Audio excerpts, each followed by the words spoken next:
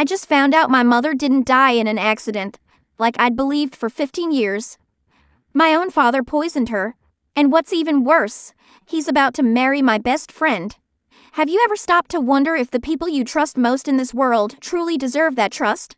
Or if just maybe they're the ones hiding the darkest secrets imaginable? My name is Emily Carter, and the story I'm about to tell you, it'll make you rethink the very meaning of family, of trust, of love, and most importantly, how sometimes the people closest to us can be the most dangerous. For 15 years, I lived with an unyielding ache. 15 years, I blamed myself for my mother's death. 15 years, I believed my mother was gone because of a tragic car accident, a moment of carelessness, an unforeseen tragedy. But today, I stand here to tell you, it was all a lie. A meticulously crafted charade orchestrated by the very man I called father. The man I loved, respected, and trusted above all others. The man I thought had lost his beloved wife in a terrible accident. The truth is, he murdered my mother. With the skill of a brilliant surgeon, the mind of a cold-blooded psychopath, and the heart of a demon in disguise. You might be thinking I'm spinning some kind of fairy tale, that things like this only happen in movies, in detective novels. But let me tell you, reality can sometimes be far more horrifying than anything we could ever imagine. Let me take you back to Portland, Oregon in 2008. I was only 7 then. A little girl with golden hair and blue eyes, just like my mom. My mother, Margaret Carter, was a wonderful woman. She worked at a private clinic, a nurse beloved by everyone. My father, Richard Carter, was a renowned surgeon at the city's largest hospital. From the outside, we were the perfect family. A charming white house with a white picket fence. A garden full of roses Mom tended so carefully. Cozy evenings around the dinner table, my laughter mingling with Mom's gentle voice and Dad's deep, warm tones. But now, looking back at those memories, I can see the signs a 7-year-old could never have understood. The cold glances Dad would shoot Mom when he thought I wasn't looking. The hushed arguments late at night, whispers I'd barely catch through the thin walls. The way Mom gradually grew thinner, more tired. And always had those small bruises on her arms she'd brush off as bumps from work. That fateful day, November 15th, 2008, I remember it like it was yesterday. It was pouring rain. I was sitting in class when my teacher called me out. Dad was standing there, his face etched with pain. His doctor's coat still damp from the rain. He hugged me tight and said, his voice choked with emotion, "Emily, honey, your mother. She was in a car accident. Mom's gone to be with God." I remember crying so much. Crying until I had no tears left. And in the days that followed, Dad told me about the accident. He said Mom was driving home after a late shift, the rain was heavy and the roads were slick. Her car lost control and slammed into a large tree. When the ambulance brought her to the hospital, Dad had done everything he could, but her injuries were too severe. She died in the operating room. Right there in his hands. "It was your mother's fault, Emily," he'd said, his voice thick with remorse. "She was driving too fast in the rain. If she'd just been more careful. If she'd slowed down a bit, maybe we'd still have her." And I believed him. For 15 long years, I believed my mother died because of her own carelessness. I carried that guilt, thinking that if I'd been a better kid, if I hadn't worried her so much, maybe she wouldn't have had to work late, wouldn't have been driving in the rain, and wouldn't have died. Dad took such good care of me after that. He hired a housekeeper, drove me to and from school, attended every parent-teacher conference. Everyone said I was lucky to have such a wonderful father. A famous, wealthy doctor who still dedicated all his time to his daughter. But one thing always struck me as odd. Dad never spoke of Mom. No pictures of her graced our walls. No stories of their younger days. When I asked about her, he'd give short answers and quickly change the subject. He said remembering her was too painful, and it was best for us to look to the future instead of clinging to the past. When I turned 12, a new person entered our lives. Samantha Blake, a 21-year-old recent nursing graduate. She'd gotten a job at the hospital where my father worked, and somehow we became fast friends. Samantha was beautiful, with sleek black hair and warm brown eyes. She was kind, gentle, and spent a lot of time with me. She took me shopping, taught me about makeup, listened to me talk about all the teenage problems I couldn't discuss with Dad. I saw Samantha as the older sister I never had. My father was also very fond of Samantha. He often invited her over for dinner, and I could see the admiration in his eyes when he looked at her. Back then, I just thought it was the respect a mentor has for a talented student. The years passed peacefully. I grew up, did well in school, and always had my best friend Samantha by my side. My father's career soared. He became head of surgery and was widely respected. We moved to a bigger house in an affluent neighborhood, and I attended a prestigious private school. But last year, when I was 22 and in my final year of art school, things started to change. My father began acting strangely. He became more secretive, often locking himself in his home office and speaking on the phone in hushed tones. I'd sometimes catch him looking at me with a calculating gaze, as if he were mulling over something I wasn't privy to. And then 3 months ago, Dad dropped a bombshell. He was getting remarried, and the woman he'd chosen was Samantha. "Emily, sweetheart," Dad said one evening as we were having dinner, "I want you to know that I've decided to move on. Samantha and I are getting married next month." I was too stunned to speak. Not because I was against him remarrying. I understood he needed companionship. But Samantha, my best friend, the woman I considered a sister? But Samantha's nearly 20 years younger than you," I stammered. "Love knows no age, honey," Dad replied with a smile that I now realize held a chilling edge. "And Samantha loves me very much, and she loves you too. We're going to be a happy family." I met Samantha the next day, hoping she'd explain things. But instead of the awkwardness or apology I expected, Samantha was perfectly composed. "You heard the news," she said with a radiant smile. "Your dad and I have been in love for a while now. We were just waiting for the right time to tell you." "But since when?" I asked, still incredulous. "For a long time, Emily," Samantha said, and I saw something strange flicker in her eyes. "A very, very long time." And that's when the first seeds of doubt began to sprout in my mind. Something was wrong with this whole picture, but even then, I couldn't have imagined the horrifying truth that lay ahead.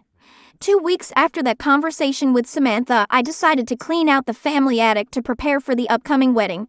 My father said he wanted to host the reception at our house, and we needed to clear things out to make space for guests. It was a gloomy Saturday in late October. A light drizzle tapped a steady rhythm on the roof. I climbed into the attic with a heavy heart, still unable to accept that Samantha was about to become my stepmother. The attic was crammed with old cardboard boxes, dusty furniture, and a thick, musty smell. I started sorting through things, deciding what to toss and what to keep. Mostly old books, clothes that no longer fit, and some forgotten childhood toys. But then, in the farthest corner of the attic, I found a small wooden box I'd never seen before. It was hidden behind a stack of old books, as if someone had deliberately concealed it. It was an old wooden box, intricately carved with a small, rusted lock. Curious, I tried the lock. Luckily, time had done its work and it opened easily. Inside, I found things that made my heart nearly stop. First, there was a small, leather-bound journal, its cover faded brown with H. Embossed on it was the name Margaret Carter, my mother. My hands trembled as I opened the first page. It was Mom's handwriting. The beautiful, familiar script I remembered from childhood birthday cards. The first entry was dated August 3rd, 2008, just 3 months before she died. "Today I found out Richard is having an affair." I found messages on his phone with a girl named Samantha, a new nurse at the hospital. Those messages, they weren't just casual. They were planning a future without me. It felt like a punch to the gut. Samantha? Samantha Blake, my best friend. Did that mean they knew each other before Mom died, while Mom was still alive? I kept reading, each page of the journal like a knife twisting in my heart. August 10th, 2008, Richard has become cold towards me. He doesn't talk to me like he used to. And I often catch him looking at me strangely, like he's plotting something. I feel scared in my own home. August 18th, 2008, I've been feeling unusually tired lately. My head always hurts, and there are times I feel like I'm losing my mind. I think I might be sick, but Richard, even though he's a doctor, doesn't seem concerned. He just says I'm stressed from work. August 25th, 2008, I saw another doctor without telling Richard. Dr. Morrison said my symptoms could be caused by some kind of toxin. But that can't be. Richard wouldn't. September 2nd, 2008. I've been looking at the medications in Richard's study. There are some vials I don't recognize, but when I looked them up online, I found they can cause the exact symptoms I'm experiencing. Oh God. I hope I'm wrong. September 10th, 2008, I'm sure of it now. Richard is poisoning me. Slowly, subtly, so no one will suspect. He's putting something in my food, in my morning coffee. I tried skipping breakfast for a few days and felt better, but when I eat, the symptoms return. September 20th, 2008. I don't know what to do. If I went to the police, who would believe me? Richard is a renowned doctor, and I'm just an ordinary nurse supposedly showing signs of mental instability. And Emily, she's so young, I can't let her lose both her parents. October 1st, 2008. I've been trying to gather evidence. I hid some food samples and planned to get them tested, but Richard found out. He didn't say anything, just looked at me with eyes as cold as ice. That night, I heard him on the phone with someone saying we need to resolve this sooner than expected. October 15th, 2008, I wrote a letter to Helen, the head nurse at my clinic. I told her everything and asked her to keep it as evidence if anything happened to me. I also managed to take a small amount of the drug from Richard's study for testing. October 30th, 2008. Richard knows I suspect him. He's not even trying to hide it anymore. Yesterday, while Emily was at school, he told me, "You know too much, Margaret. And that's very dangerous." I'm scared. So scared. But I can't leave Emily. November 10th, 2008. This might be my last entry. Richard said I'm going to have an accident soon. He said it would be better for everyone, especially Emily, if I weren't around anymore. I tried calling the police, but who would believe a crazy woman like me? I just hope that one day, Emily will find out the truth. And she'll know that her mother loved her more than life itself. That was the last page. November 15th, 2008, the day my mother died. I sat there, stunned. On the attic floor, the journal falling from my grasp. There was no accident. My mother had been murdered. Murdered by the very husband she trusted. And his accomplice was Samantha Blake. But what else was in the box? I fumbled with trembling hands and found a small envelope. Inside was an old blood test report with Margaret Carter and the date November 14th. 2008, the day before Mom died. The results showed a rare toxin in her blood, a substance found only in certain specialized medications. Medications that only surgeons like my father would have access to.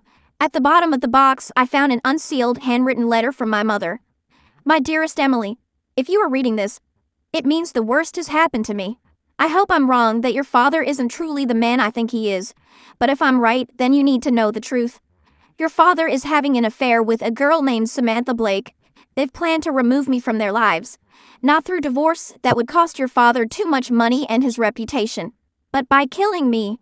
Honey, I know this is hard to believe, but in your father's study, in the third cabinet from the left bottom drawer, there's a small blue box of medication. That's what he's been using to poison me day by day. If you find it, get it tested. It will prove everything. I've also sent copies of all evidence to Helen Morrison, the head nurse at the Pine Street Clinic. If you need help, find her. Emily, my love, I love you more than anything in this world.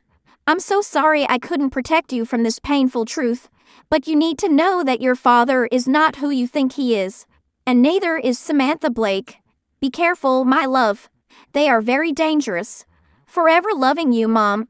I wept like I'd never wept before, not just for the loss of my mother, but for the realization that for 15 years, I have lived with her murderer. I had loved, respected, and trusted a killer. And Samantha, the woman I saw as a sister, the one I confided everything to, the one I thought genuinely cared for me, turned out to be an accomplice in a premeditated murder. After I calmed down, I decided to investigate further. I snuck into Dad's study while he was at work. Just as Mom had written, in the third cabinet from the left bottom drawer, I found a small blue box of pills. The label read, "Digitoxin for specialized medical use only." I looked it up online and discovered it was an extremely dangerous heart medication if misused. It could cause the exact symptoms my mother described in her journal. I photographed all the evidence, the journal, the letter, the test results, and the box of pills. Then, I decided to find Helen Morrison, the woman Mom mentioned in her letter. The Pine Street Clinic was in an older part of the city. When I got there and asked for Helen Morrison, the receptionist told me she'd retired 2 years ago but still lived in Portland. I got her phone number and called immediately.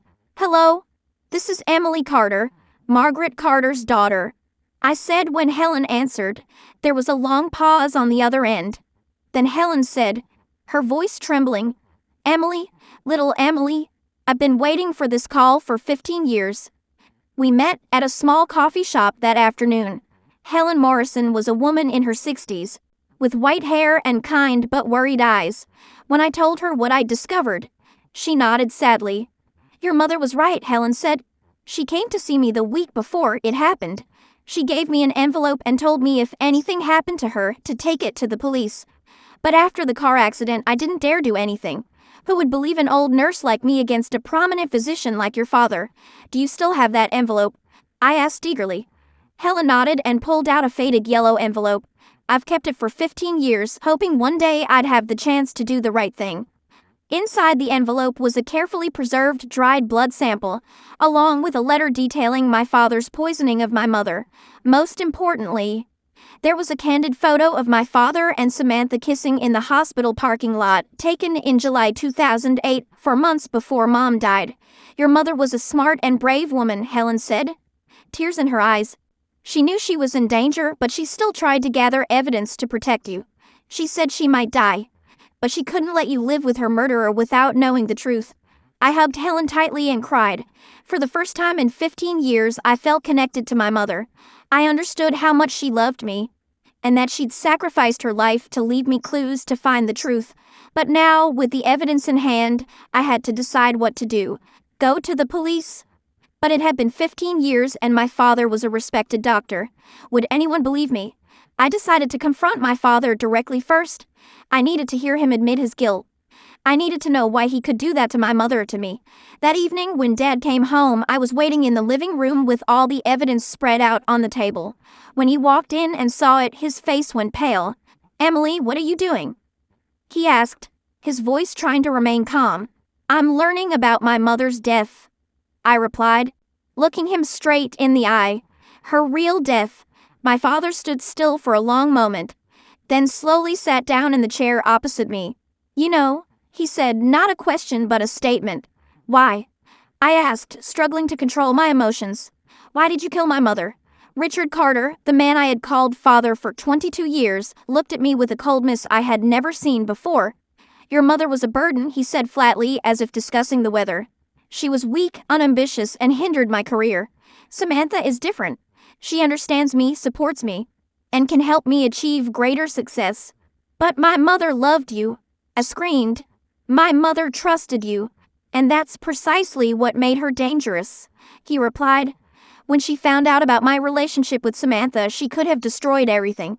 A divorce would have cost me my reputation, my money, my future. But if she died in a tragic accident, I'd receive sympathy and could start over completely. And what about me? Did I mean anything to you?" He looked at me with that calculating gaze. "You were proof that I was a good father, a devoted widower raising his daughter alone. That made me more admirable in everyone's eyes." His words were like daggers to my heart. For 15 years, I thought I was loved, cared for, but in reality, I was just a prop in the play he had orchestrated. "And Samantha?" I asked. "Did she know everything from the beginning?" "Samantha is a smart girl," he said with a chilling smile.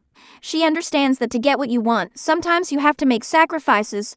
And she wanted this life, this house, this money, this status more than anything else. So she helped you kill my mother?" "Samantha provided information about your mother's health from the hospital. She also helped me create a believable story about the car accident. And most importantly, she helped me cover up all the evidence." I felt sick to my stomach. The person I considered a sister, the one I shared my deepest secrets with, was an accomplice in my mother's murder. "But why are you telling me all this?" I asked. "Aren't you afraid I'll go to the police?" He laughed, a laugh devoid of any warmth. "Who would believe you, Emily? A young girl with baseless accusations against a renowned doctor? The evidence you have can all be explained away. And most importantly," he paused, stood up, and walked closer to me, "you won't do anything, because you know that if you do something foolish, I can arrange for you to have an accident similar to your mother's." That's when I realized I was in real danger. This man, my mother's killer, wouldn't hesitate to kill me too if necessary. I tried to stay calm. "So what do you want from me?" "I want you to continue playing the part of the dutiful daughter, attend my wedding to Samantha, bless our marriage, and never mention any of this again. And if I refuse, then you'll meet with a tragic accident, maybe a car crash like your mother, or perhaps a robbery gone wrong. or even a suicide due to academic pressure. He paused and looked at me intently. I have many ways to solve problems, Emily. You can choose the easy way or the hard way. I nodded, pretending to acquiesce. But in my mind, a plan was forming. I wouldn't let him get away with it. I would find a way to avenge my mother, even if it cost me my life. The wedding was scheduled for the following weekend. A grand affair with over 200 guests, including many doctors, city officials, and influential people. Their very presence gave me an idea. During that week, I quietly made preparations. I contacted some local reporters under the pretext of wanting them to cover my father's wedding, a prominent doctor's happy occasion. I also prepared all the evidence, making multiple copies and hiding them in different places. Most importantly, I met with Samantha again. I pretended to accept her becoming my stepmother and asked her about her relationship with my father. "So, how long have you and Dad known each other?" I asked casually. Samantha smiled and replied, "We've known each other for 2 years since I started working at the hospital, but you said the other day it was for a very long time." She looked a little flustered. "Oh, well, I meant, our feelings for each other developed a long time ago, but we only acted on them recently." I nodded as if I understood, but inwardly, I had confirmed part of the truth. Samantha had lied. She and my father had been involved before my mother died, just as I discovered. The wedding day arrived. The house was lavishly decorated with white roses and candles. Guests arrived in droves, everyone complimenting the perfect wedding for a widowed doctor finding happiness again. I wore a beautiful pale blue dress, smiled at the guests, and played the part of the happy daughter thrilled for her father's new beginning. But in my purse, I carried a USB drive with all the evidence and a small projector I had prepared. When it came time for the exchanging of vows, I stepped onto the makeshift stage. Everyone thought I was going to say a few words of blessing for the happy couple. Instead, I plugged the USB drive into the wedding sound and visual system and started the presentation. "Ladies and gentlemen," I said, my voice clear and strong. "Before my father and Samantha exchanged their vows, I want to share a story with you. The story of my mother's true death, Margaret Carter." The entire hall fell silent. My father and Samantha stared at me in horror. I began projecting my mother's journal entries, the photographic evidence, and the blood test results. I detailed how my mother had been slowly poisoned, the secret affair between my father and Samantha, and how they had murdered my mother so they could be together. For 15 years, I lived believing my mother died in an accident. I said, my voice trembling with emotion. But the truth is, my mother was murdered by the very husband she loved and trusted. And her accomplice is the woman standing here in a white wedding dress. The hall erupted in an uproar. Some guests started making calls, some to the police, others to the press. My father tried to rush me to stop, but some guests held him back. "Emily, what are you doing?" Samantha shrieked, her face ashen. "You're ruining everything. I'm doing what my mother couldn't." I replied, "I'm telling the truth." The police arrived within 10 minutes. They had been tipped off by some of the reporters I had contacted. With all the evidence and Helen Morrison's testimony, the investigation was immediately reopened. Richard Carter and Samantha Blake were arrested at their own wedding in front of hundreds of guests. The images of them being handcuffed and led into police cars were broadcast on all local news channels. In the trial that took place 3 months later, the whole truth was laid bare. My father eventually confessed to murder and was sentenced to life in prison. Samantha, as his accomplice, received a 25-year sentence. And I could finally mourn my mother properly. Not for a tragic accident, but for a brave woman who had sacrificed her life to protect her daughter. My story made headlines, becoming one of Portland's most sensational cases. But more importantly, it became a warning to others about trusting those who might be hiding their true nature behind a perfect facade. Today, I stand here to tell you this story not just so you know the heartbreaking truth I had to face, but also to remind you that sometimes the people closest to us can be the most dangerous. And if you feel something is wrong, trust your intuition. Investigate. Find the truth. Because justice may be delayed, but it will never be denied.